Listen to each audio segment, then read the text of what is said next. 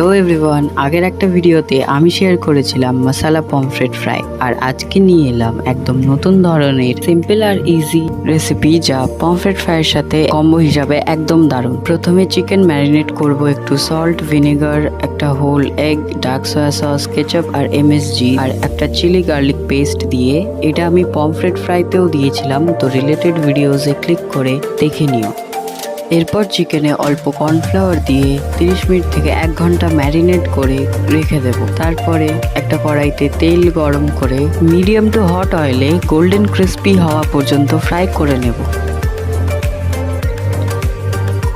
এবারে একটা কড়াইতে নেব ফ্রাইড চিকেনের তেল, তাতে ক্রাশড গার্লিক আর রেড চিলির মিক্সচার দিয়ে 2 মিনিট সতে করে স্লাইসড অনিয়ন্স আর পছন্দ মতো ভেজিস দিয়ে সতে করব।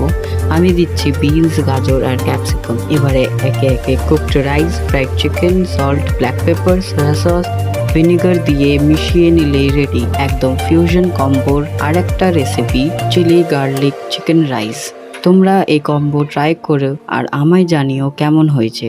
আর এরম আরো সুন্দর টেস্টি রেসিপির জন্য সাবস্ক্রাইব করে নাও এক্ষুনি। Till then, tata.